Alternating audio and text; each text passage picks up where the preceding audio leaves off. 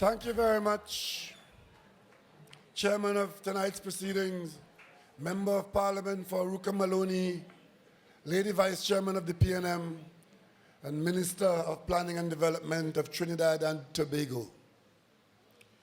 Deputy political leaders of the PNM, Mrs. Joan Yule Williams, and Senator Rohan Sinanan, other party officers, my cabinet colleagues, my parliamentary colleagues, mayors and chairmen, people of San Fernando. As I was sitting there tonight, I remembered yesterday, was it yesterday? Supi got an honorary degree from UWI. And I want to congratulate Lord Superior, popularly known as Supi, for being a calypsonian of highest quality and being recognized by my alma mater, the University of the West Indies. And as I sat there tonight, I could only reflect on Supi in all his glory. Saying, going down San Fernando, down there have plenty tempo. That is tempo in San Fernando. Welcome to a PNM meeting, and thank you all for coming out in your numbers, and thank you all for listening to the business of the people of Trinidad and Tobago. There's so much that can be said, and there's so much that can be sad about. But we still try to keep our heads up, try to be focused, and try to be happy. Ladies and gentlemen, we have just finished presenting the third budget of this administration, passed in the Senate last night, and presented by a Minister of Finance who has done a very good job in a very difficult situation.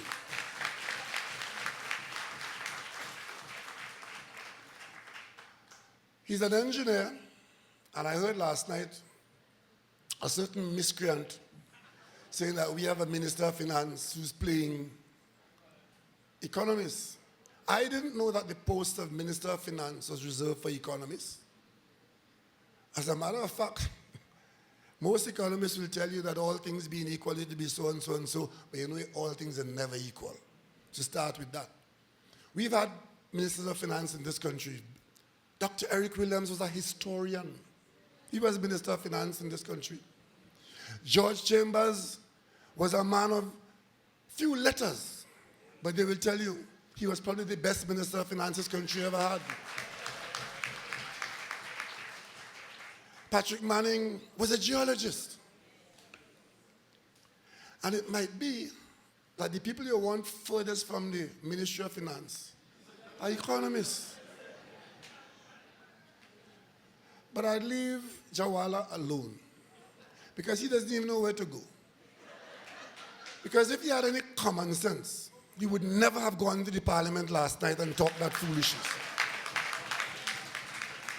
Because what he has proven is the correctness of the action of the government for removing him from the central bank. Because you could imagine if he was in the central bank as our central bank governor with that poison and that bile, and we are trying to handle this difficult situation with a governor of the central bank who gleefully run to the Minister of Finance when we were in office for a few days and announced him with a big broad smile that there is only money left to run the country for 3 days. That is the news he carried to the Minister of Finance. And has the gall, after he was dismissed from the job for all kinds of good reason, come inside the parliament to tell us that we are frightening the country about the IMF, and we have lowered the bar so low that we can step over and claim credit when credit is to be had if we go above that low level. Anybody looking on will say it's a good thing the government had the strength of character and the belief in what is right to remove that miscreant from the central bank. You have heard the shocking news there tonight from the Minister of Planning and Development of how a company called Estate Management Development Company, one of the least of our state enterprises, have no revenue, relying entirely on government subvention to conduct its business. But in 21 days before a general election, like Saul's student, they allowed $480 million to flow through that company from mid-August to the election day. You know where the money came from? It didn't come from the central bank current account. That was already used up.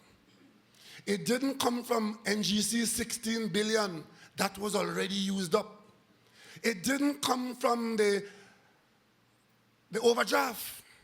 That was already, they borrowed that money from FCB. They borrowed that money to thief it. It was a loan from FCB that they took during that election season and then spent it in that way. And then we have to have the patience of Job and the upbringing of our parents to sit in the parliament and behave as normal parliamentarians while they ask us why we're borrowing money. And we must account to them for every cent we spend. And they want to know how much money we're spending on this. We have just come out of the examination of the budget. I think it was 5 days, line by line. They sat there and kept asking us, why are you cutting this? Where's the money for that?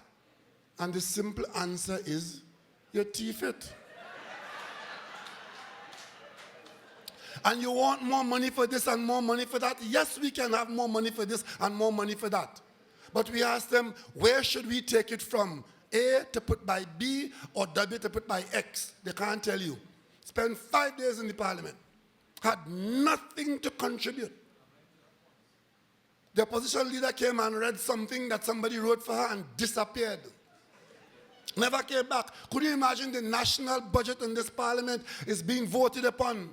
And when it was time for the vote, there were only 8 opposition members. And to get 8 of them, the chair had to call back one because he was leaving before the vote. So there had been 7 of them voting. That should give you an idea as to how they see the country's business. Imagine under law, once the Minister of Finance reads the budget, you now fall under the regulations of Parliament under law as to what should happen for the following days. You have to give 3 days before you can begin to continue the debate for the opposition to respond. And then once that happens, a certain number of days that the debate must take place and must end at a particular time. When that is finished, a certain number of days to examine the budget spelled out in law. During that period, there was a flood in the south and east of Trinidad. You know what I'm being told as Prime Minister? I who leading the government in the budget under law to be in the parliament to pass the budget, I should have left the parliament and go in a boat and walk around in the flood water to show that I'm the Prime Minister and that I love the people of Trinidad and Tobago. I am required to be in the parliament under law to pass the budget, you know. And interestingly enough, as we are suffering across the country in the floods and require money to be spent on these people to get them back on their feet, they say postpone the budget as if you could do so under law. Couldn't be done. But if you need help, the first set of money has to come from the budget. If we don't pass the budget, there's no money to be spent. And that is the kind of common sense that they think we don't have in this country. That we don't know that if you go and borrow money and spend it in the way that Moonlal spent it as minister and his friends as contractors, that we wouldn't know what to do. But let me tell you what they got away from. You got away from that. Because of all those numbers you were hearing there, the billions that the government was sued for through the MBD, and the billions here, had we not won the election in 2015, you would have paid all that money because all of it was already certified to be paid. What we are doing now is fighting it not to pay it, to justify to the court why it shouldn't be paid. That it involves fraud and corruption and mismanagement. All that, we are in the court fighting that. And you have elected a government to do just that, and that is what we are doing.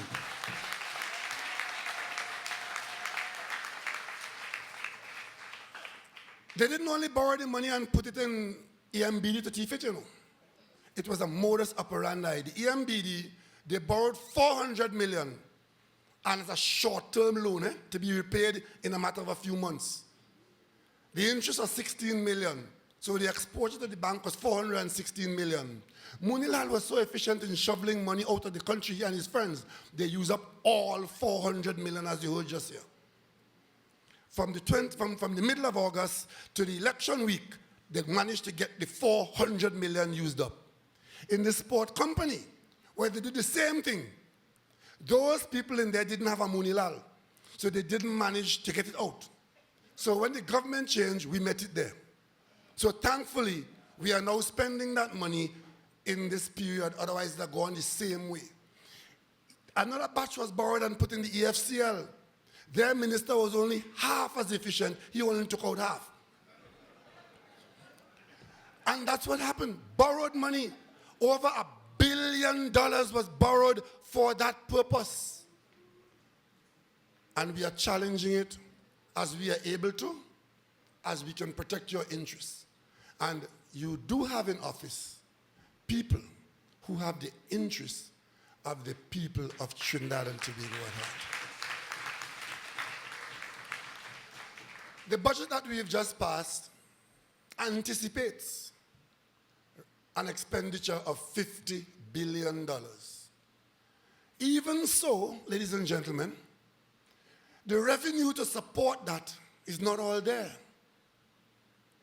We are only expecting from the revenues that we are accustomed to, that we can look for as core revenue, probably $43 billion or thereabouts, 42 billion, 41 billion, but we are aiming to be able to spend 50 billion. So we have to close that gap by borrowing or by using up some of our assets somewhere. That is the budget. A budget is an expectation of revenues and an expectation, it's an estimate. That means even if we achieve that, of being able to service the country with $50 billion, this government, these ministers, these administrators today in 2017, going into 2018, where the budget kicks in on 1st of October, we would be having available to us $13 billion less than that last rampaging government, that kleptocracy of Kamala Prasad Bisesa and her friends. They would have had $13 billion more than we have. So when you hear them comparing that, I would have give you this, and I would give you that, and I would have give you that, that is how they ran the country. And that was what is available to them. And including all the debt that they incur and spend out. Now I just told you, they borrowed $400 million on a short-term loan. What do you think happened after the election? This government has to find ways of dealing with that. So they borrowed it, they spent it, but we are the ones required to service it. So the Minister of Finance, over and above dealing with today's circumstance, has to go to the bank and convert those short-term loans into long-term loans because we can't pay it back in the way they borrowed it. It was supposed to have been paid back in 6 months. The money just is not there, so you pay the interest and you put the loan down the road, expecting that sometime in the future your circumstance will be better, and then you discharge it down the road. That's what we're doing. And that is the kind of work that the Minister of Finance and his team in the Ministry of Finance have to do on a daily basis. So when you hear them talking about Imbert incompetent and this government incompetent, they will know our competence, in the court of law in Trinidad and Tobago when they get there on a personal level. When they get there at the personal level to explain themselves, they will know who competent and who incompetent. I tell you tonight, I told you before, you must have heard me say this before. One of the first requirements of a leader is to choose the right people for the jobs that have to be discharged. And I can tell you, in Faris Al-Rawi as Attorney General, in Stuart Young as Minister in the Office of the Attorney General, in Fitzgerald Hines in the Ministry of the Attorney General, in Edmund Dillon in the Office of National Security, and across this cabinet, as far as you are able to, I have chosen the best people available to me to do these jobs. And they know it. And they know it. So their song, their mantra is that the government is incompetent. And sometimes they even go further to discuss corruption, you know. Could you imagine that Kamla Prasad Bisesa, who oversaw all of what you heard here tonight, has the gall to go on a public platform and say that this PNM government is the most corrupt government in the history of the country? Well, I didn't respond to that. Basdio Pandey responded to that. He said that that UNC that she has there is the most corrupt government in the history of Trinidad and Tobago. And that is no idle statement or no sour grapes on Pandey's behalf. That is supported by the evidence that we have referred to here tonight. The evidence. And I'll tell you something else too. I stand here before you tonight having come from the opposition. I spent 3 terms in the opposition. 2 under Patrick Manning and 1 leading on my own.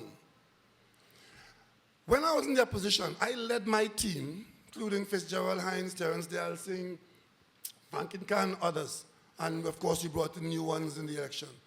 We voted and supported 89% of the legislation brought by the UNC for the people of Trinidad and Tobago. In many instances, in committee stage, we took the lead.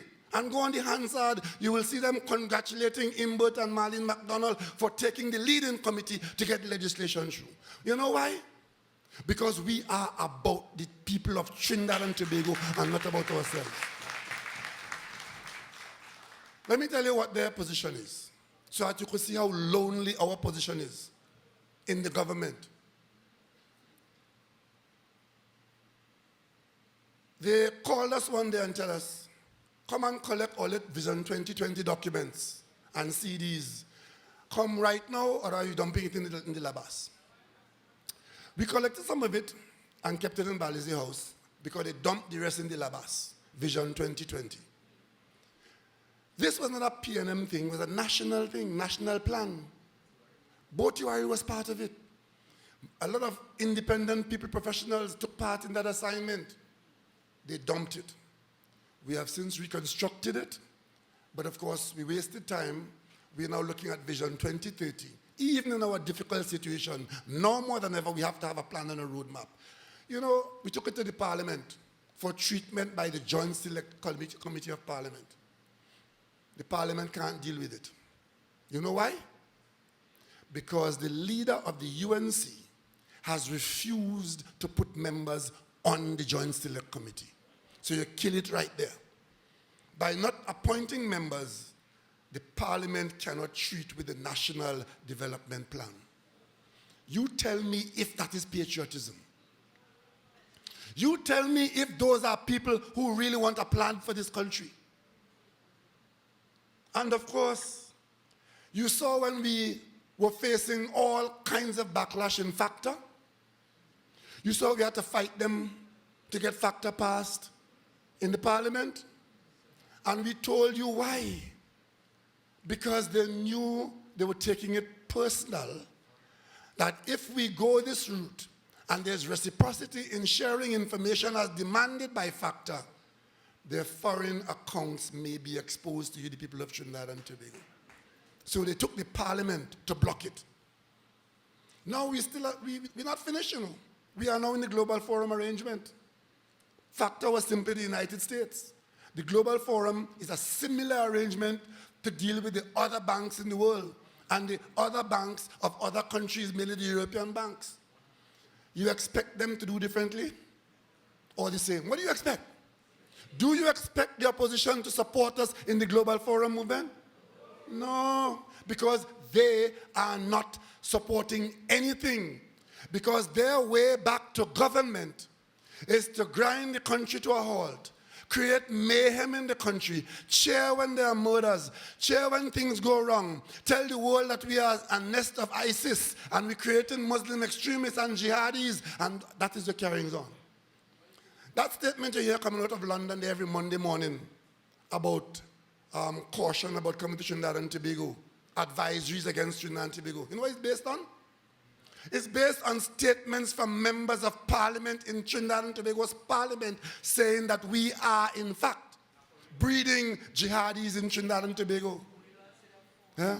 Between Munilal and the wheelman from Naparima, Rodney Charles. Because when a member of parliament gets up in your parliament and says something, he or she is not talking to you here, you know, you're talking to the world. And that's what you're facing. And of course, we, by expert investigation, know, not just anecdotal, we know that there's a huge amount of government taxes which are not collected in Trinidad and Tobago. And the best advice that we have as to how to proceed to improve that situation, where we need every penny to do the little things we have to do in this country because our revenue has contracted. They want no part of the Revenue Authority. And you know what? Between the opposition and the leader of the Public Service Association, Watson Duke, they are telling you, the people of Trinidad and Tobago, that they will decide whether this country has a revenue authority or not. Well, let me tell them something tonight. Nobody elected the opposition and the PSA to say what is going to go on with respect to the revenue authority in this period. That is a matter for the government. And let me say something to public servants. I saw Watson Duke telling public servants, don't cooperate with the government, don't do this, don't do that. Let me say something to public servants. The government of Trinidad and Tobago is your employer. And Watson Duke only represents your interests as you are employed. We have gone out of our way to ensure that the vast majority of people on the government payroll have seen the care and attention of the government. And if the government decides to improve the taxation collection in this country, I'm simply warning public servants and asking public servants, let good sense prevail and cooperate with your employer.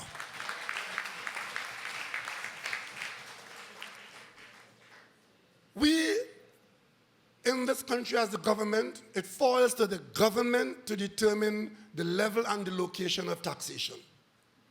Taxation is never a popular subject for a government to engage in because nobody likes to pay taxes. I have properties. I have to insure them. I have very good friends in the insurance industry. But if you know how I hate to write that insurance check, because I know I must do it. I need the protection. But in the back of my mind, I kind of figure out that I'm just making some other people wear nice ties and nice suits, and I'm just paying this money. And I don't like to write insurance company checks. And the same thing with taxes. Nobody likes to pay taxes, but we have to pay taxes to raise the revenue to do the things that we are required to do for the wider national good. Whether it is the police, the fire service, the health center, the medicine, the teachers, they have to be paid for. Right? You get some of the money from the oil company by taxes and by ownership, but the taxes that you pay is what services the country. In some instances, you need the opposition support. What has happened in Trinidad and Tobago has happened in no country in the world. No country I know in the world has had a system of property tax and has thrown it out willy-nilly just so, and has effectively taken the position that there will be no taxes on property in this country. At a time when we need every cent we can collect. This is a tax that we had settled on for decades. I kept telling you all, I have been paying that tax since I was 17 years old. And I grew up knowing that if my land is to be serviced or my house is to be serviced and I'm to contribute to it, every year I make my small contribution to the National Treasury. Kamla Prasad Bisesa and the UNC have now declared in Trinidad and Tobago that they will move heaven and earth to take out money like how you took it out in EMBD, but to make sure that on the revenue side, there is no tax on property. Now that might sound good to many of you who are house owners and so on, that you don't have to pay what you normally pay. But let me ask you a question. What about the real taxpayers in this country who can afford to pay and who are now being given a benefit of hundreds of millions of dollars on their businesses because they have not paid that tax for 6 or 7 or 8 years? And every year, by not having property tax in this country, the rich getting richer and the poor getting poorer.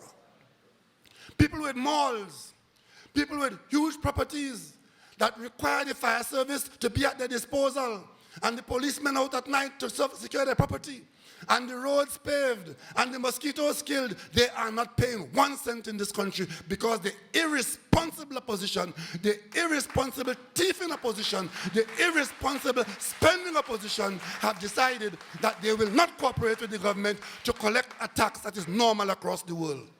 We are the only people in the world that find property tax oppressive. What you have to do is determine what level the tax is at. And even if we say we're going to put it back at the same level that they skylarked with, the same level that they left it at, because when they left office, they said the amnesty is over. They ended the amnesty and put the law back in force. And let me tell you what you're facing. Let me tell you what you are facing and what they're going on with. They are hoping to drag this thing on and get down to the edge of the election, and then get back into the same mode you were in 2010, to tell the gullible population, don't vote for the PNM because they're going to tax your property. Vote for us and there will be none. So in other words, they are hoping that the next election will be run on property tax. I don't tell you people of Trinidad and Tobago, if you want them back, whenever you want them back, you can have them. Whenever you want them back, you can have them. But I have a confidence that the vast majority of the people of Trinidad and Tobago want to have absolutely nothing to do with Kamala Persad-Bissessar and the gang of people. None whatsoever.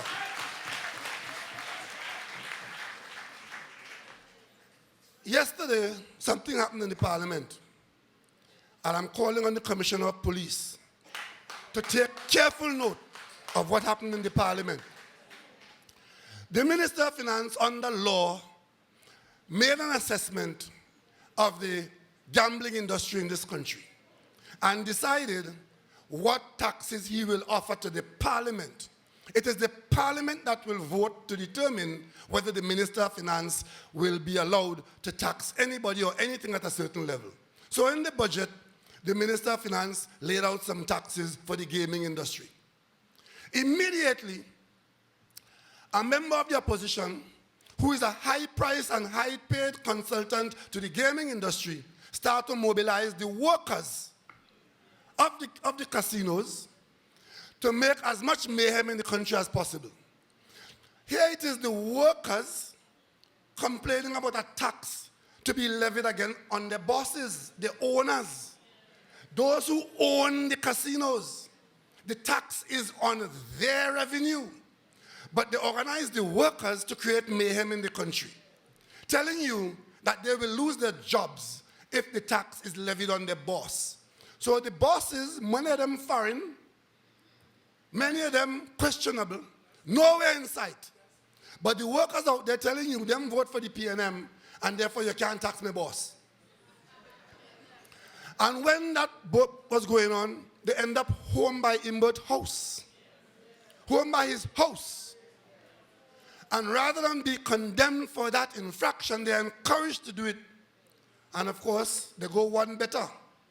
They come inside the parliament. And again, this does not happen in any Commonwealth parliament anywhere in the world. You are allowed to come in a public gallery. You are allowed to observe the proceedings. You could take whatever position you want, but you must remain silent. Even elected members of the House, as you are in your seat, there are rules. Last week, it was, who was it? Some member was out of his seat, came close to where I was and was talking, and then something happened, and he was required to reply to the chair. And the chair said to him, I will recognize you only if you are in your seat. Minister of Health, you have to be in your seat, the seat that says St. Joseph, to be recognized, because when you're in that seat, you are there representing the people of St. Joseph, not yourself. And we have to follow certain regulations inside there. And the public have to follow regulations. And the public are required to stay quiet and observe parliamentary proceedings. You know what happened last night? They brought Rabbi Rogers into the parliament. Brought into the parliament people who are taking a position that it is what they say must go. Not what the parliament says, you know. And they have a running commentary going to the speaker, the leader of the government who's speaking. And when they didn't like what she is saying, they then created mob rule inside the parliament. Mob rule in the parliament. Because the bosses will lose money and they would lose their jobs. Let me read something here for you all. Let me read something off my phone here for you.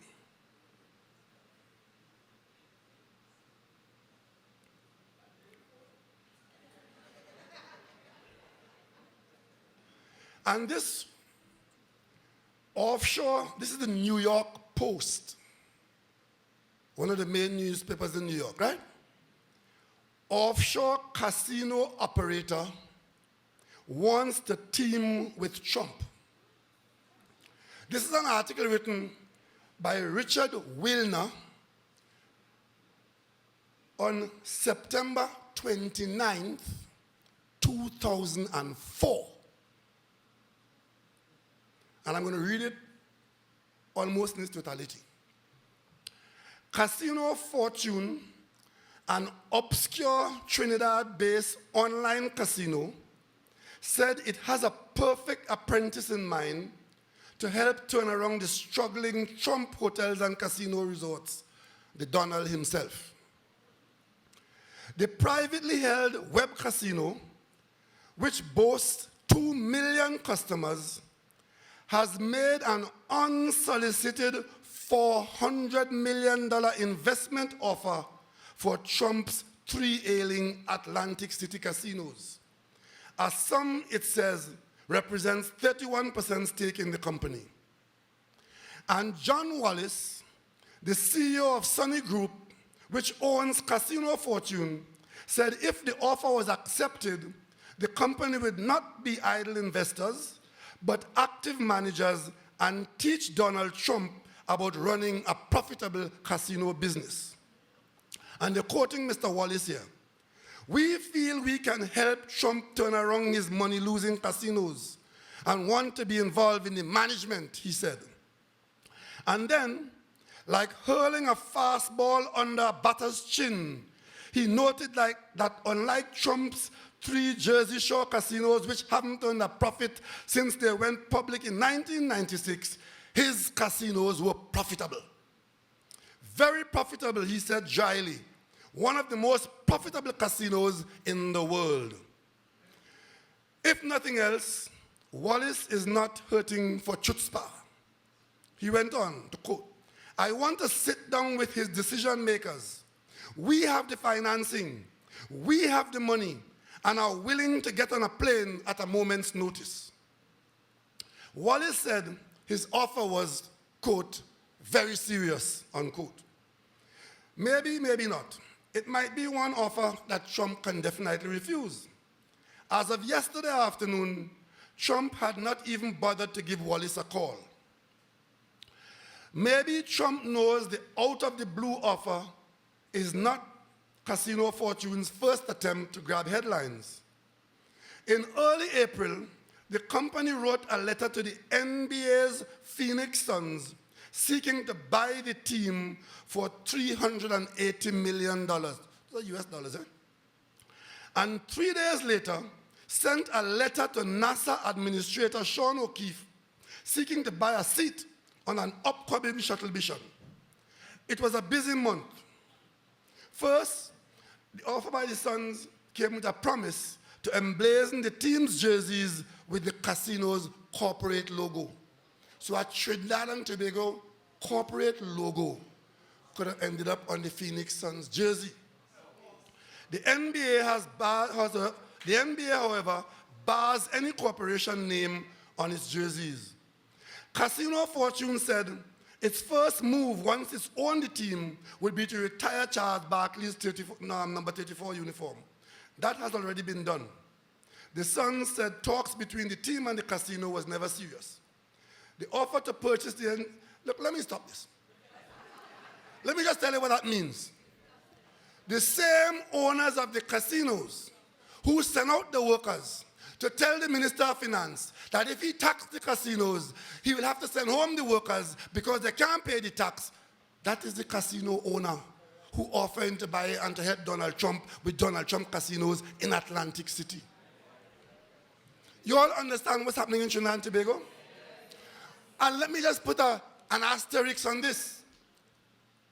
Casino gambling is illegal in Trinidad and Tobago. What is legal is members' clubs.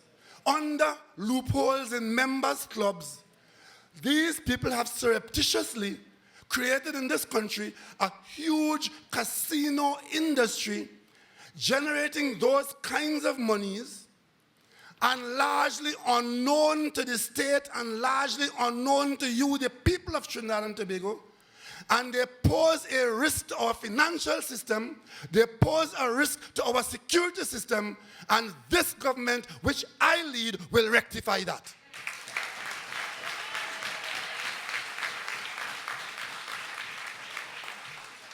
The opposition to casino gambling in this country came largely from the churches and from the religious bodies on the grounds that gambling was a sin and so on and so on. We're not going there.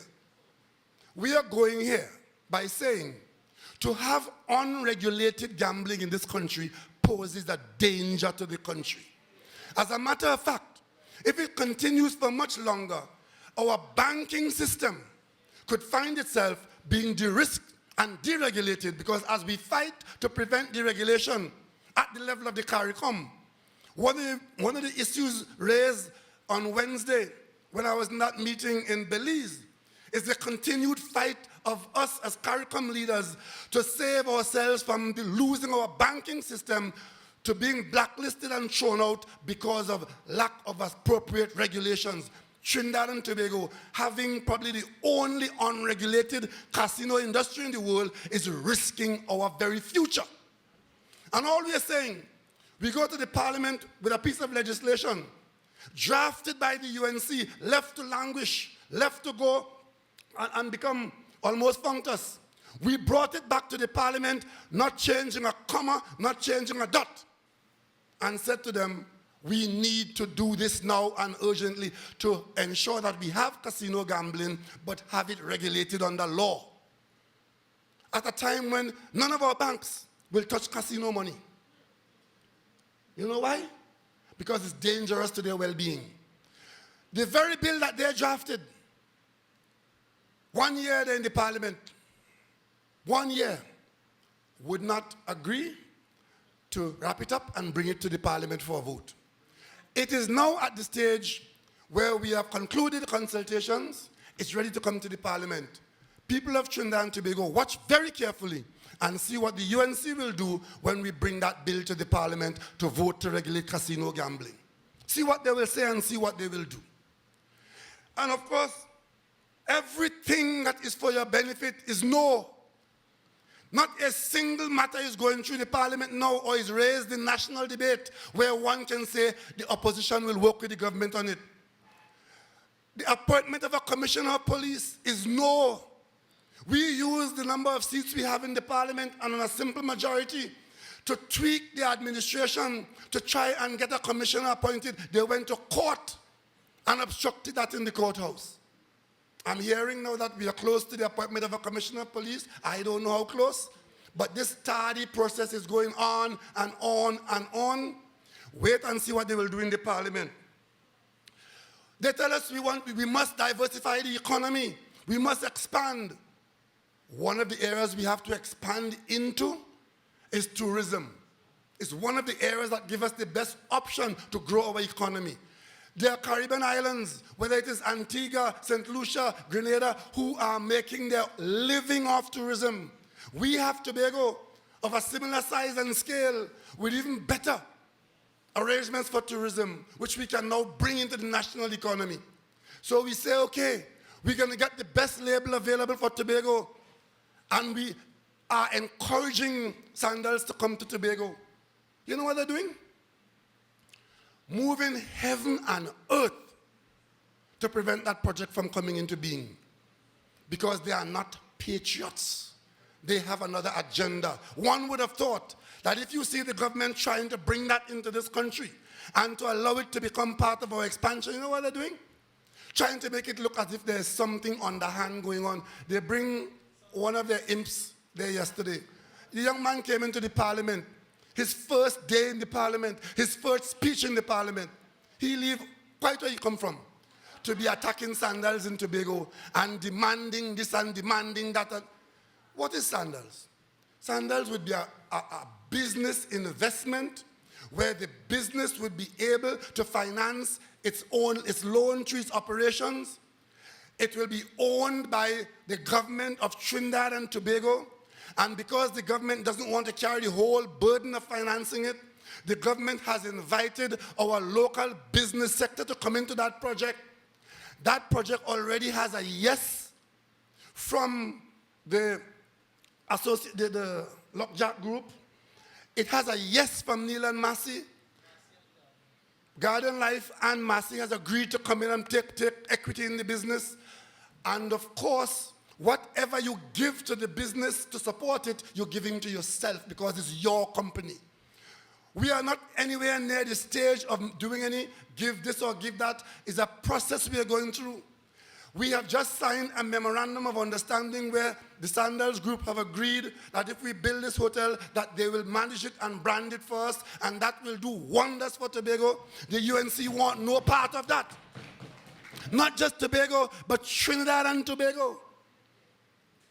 They want no part of it. And trying to give you the impression that something underhand has gone on because the Prime Minister is the person who had talked to Butch Stewart. At least when I spoke to Butch Stewart as opposition leader, I had the respect of Butch Stewart to be taken seriously to consider Tobago. I can't say the same for them.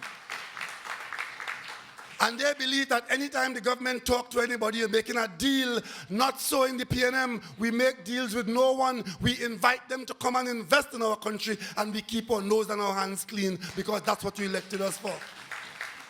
And that is why, after 5 years in government, they could not convince this country or any court that there was any PNM person to face Aruka. I give you the assurance that before this government is over, it will not be so with them. They want no part of anything good for this country, but unfortunately, there are instances when you need them to work with the government to get certain things done for the country. You know, as leader of the opposition and as Prime Minister, the President requires to consult on certain appointments. One of those appointments is appointment to jobs in the Election and Boundaries Commission. I, as Prime Minister, was consulted by the President, who presented to me the work of the Independent Service Commission, who looked for someone to fill a vacancy in the EBC as director, advertised the position, I am told, after that they had 14 applicants. They went through them. 3 of them qualified for the job. But the one that was most qualified was the senior lawyer who were already in the EBC. The President asked me, as he's required to, whether in fact as Prime Minister I have any objection to what the Commission has recommended to him. I had absolutely no issue. I didn't even know the person. I trusted the Commission's judgment and its independence, and the government had no reason or no basis to object. So I wrote back to the President saying, no objection. They went ahead and they appointed the person. The next thing I know, the opposition is now leading a charge that this person is a cousin of some person and a cousin of some person, and therefore we have in Trinidad and Tobago some underhandness and some problem with our Election and Boundaries Commission. You know? And he must have asked her, because the same way he asked me as Prime Minister, he is required to ask the opposition leader. Well, since they're querying the lady's appointment, I want the opposition leader to tell this country, as I have done now, whether she had told the president that she had no objection. Or whether she had objected then and he went over her head and did it. Tell the country that. Transparency, openness, because this is the Election and Boundaries Commission. And these are the people who, in the last general election, when there was heavy rain in Trinidad, and the EBC did the logical thing of keeping the doors open, announcing it for all parties to continue to take part in the process. They took issue with the results of the election and said that they were going to take 6 PNM seats that were won by the PNM to court and charge the EBC for wrongdoing. Apparently, the EBC's wrongdoing didn't affect the 18 seats that they won. It only affected the 6 that the PNM won, what they call 6 marginal seats. We warned them. We warned them. Do not nasty up this country's name. Kamla Prasad Bisasa was on a platform calling the government of Trinidad and Tobago an illegitimate government, put on the robe that she gave herself as senior counsel, took her tribe into the court. When they won access to the court, when the court gave them a go-ahead, give them leave to go ahead and do it, they trumpeted all over the country that they had got victory against the PNM, and the press was in tow. The PNM lost. That wasn't the case. That was leave to argue the case. First case was lost, was the very Maxi Coffee, who they say his first cousin has been appointed. And may God bless him, he's out there fighting for his life, and hope he recovers and come back to us. We all pray for him and his family. But he was the first one who went to court and said, listen, the law says that a claim like this has to be made within a certain time. They have come out of time, and therefore it must be thrown out. The court agreed and threw it out. They owe him costs for that. The other 5 PNM members had to go through the court. We went through the court to the end, and we won in the appeal court. PNM members won. But when we objected to leave being granted to have this matter go through the court, and the court ruled in their favor, the PNM members had to pay cost. The court ruled that they had to pay cost because they objected and lost. Those matters took 3 days in the court. The UNC put in a claim for those costs for the 3 days. $6 million. Wait. As Sitting Bull said, today is your day, Custer. My day will come. And the Indians' day did come when they met Custer at Little Bighorn. So 3 days is $6 million. 5 PNM MPs and 14 days in the course, 2 or 3 senior councils and a battery of juniors, and PNM win. How much you owe the PNM?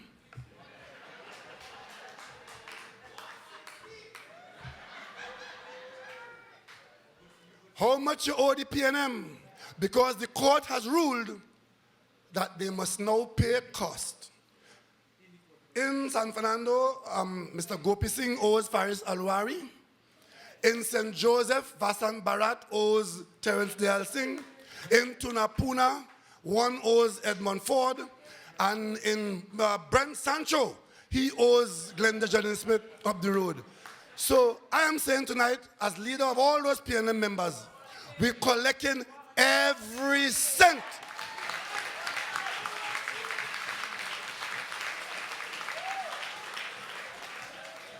We tired warn people in this country, don't follow Kamla and her foolishness. They were warned. But they decided, and by the way, you have money to get to, you know. Because the EBC was made party to the proceedings. And the EBC has now been awarded costs. So they have to pay millions of dollars in costs to the EBC. And every cent of it is going to be collected by the Office of the Attorney General.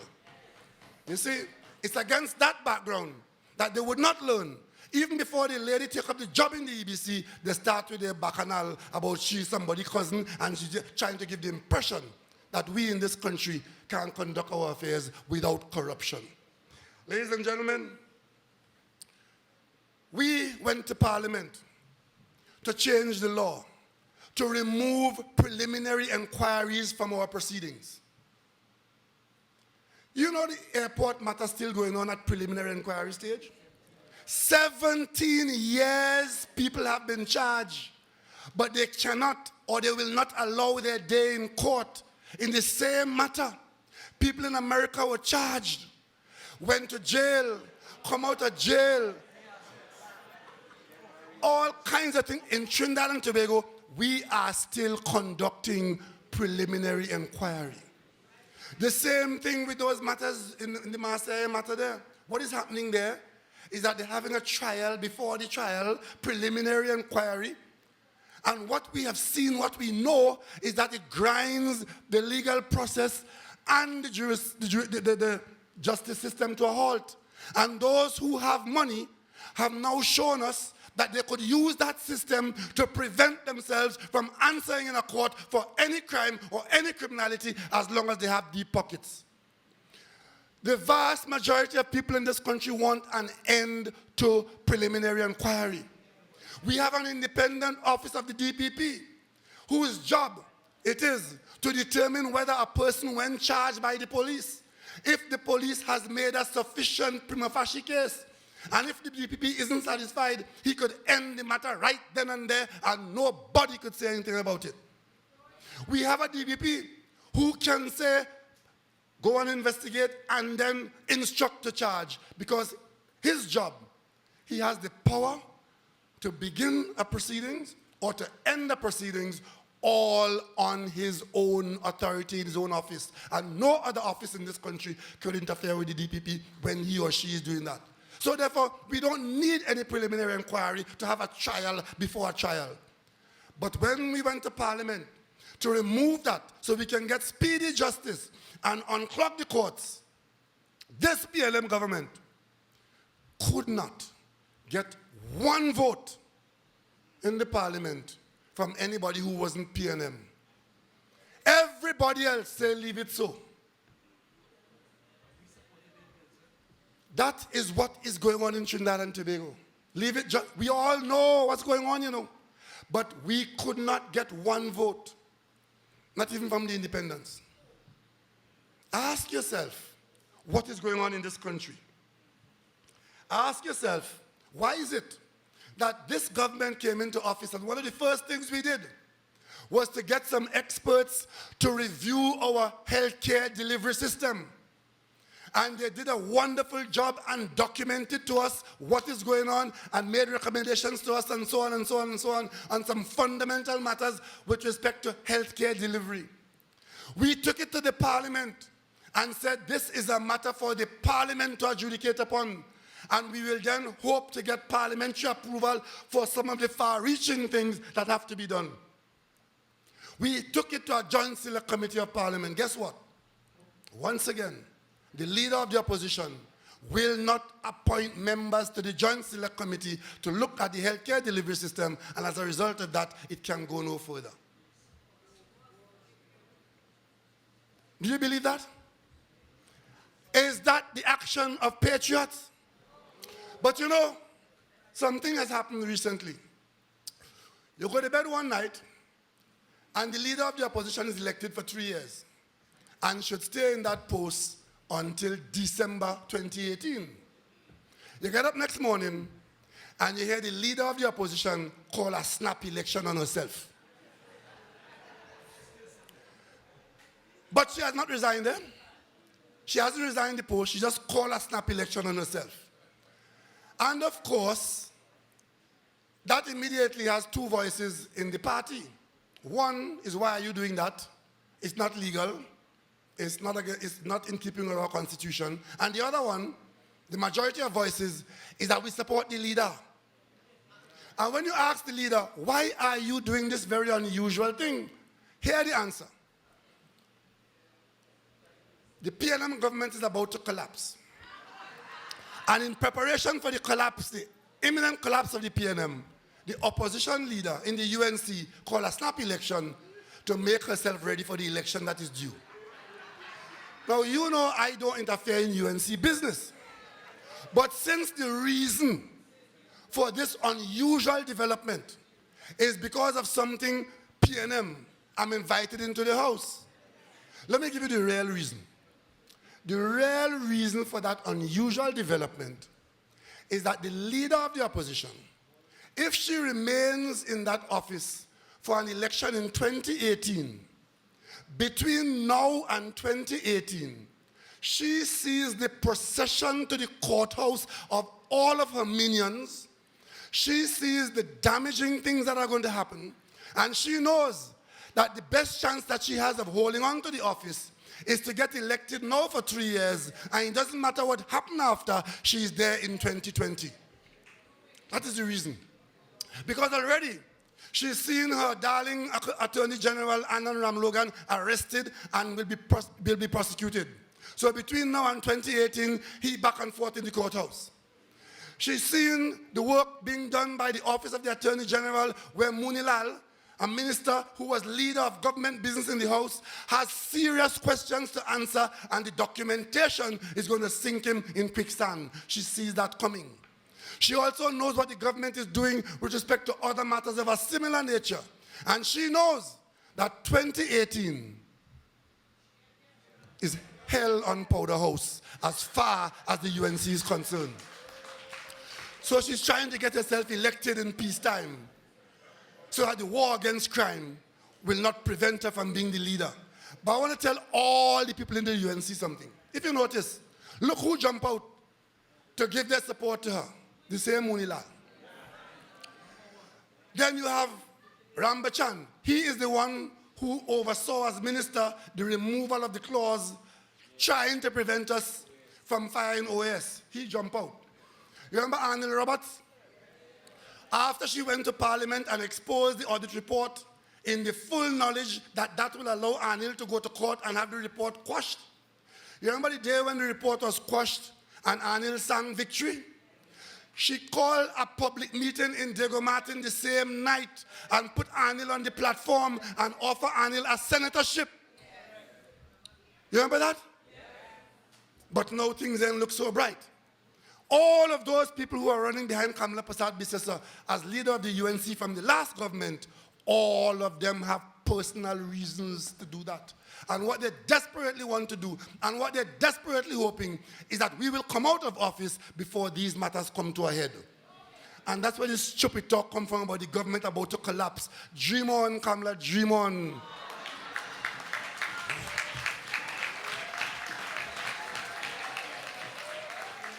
That is the singular reason why there's going to be an election in the UNC for the leader who has a mandate until December 2018. But tonight I want to say to the people of Trinidad and Tobago, these are difficult times. We've said so to you straight up and up front.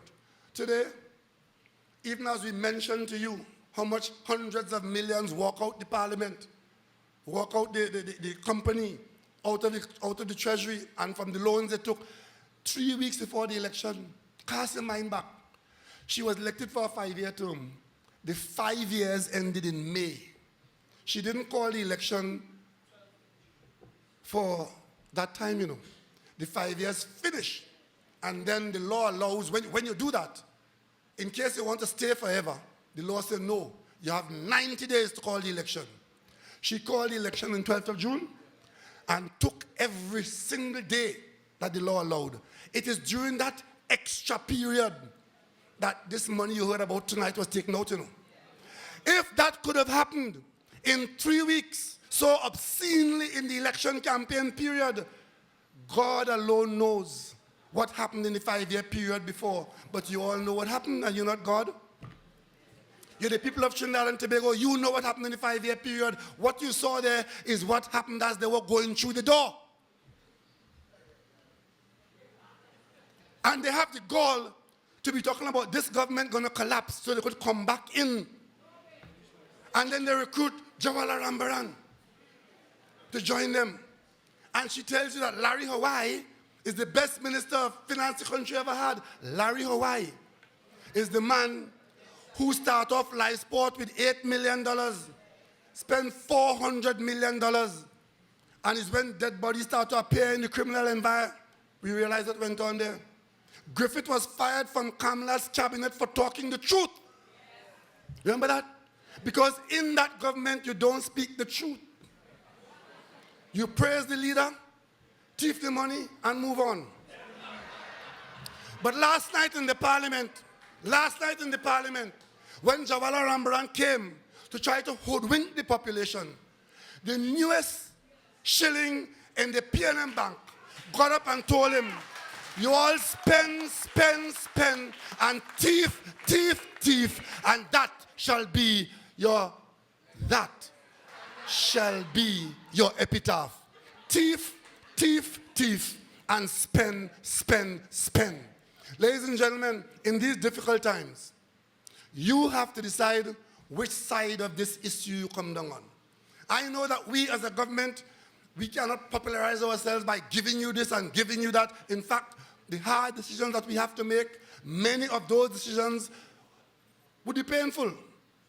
Many of those decisions will cause us to lose friends.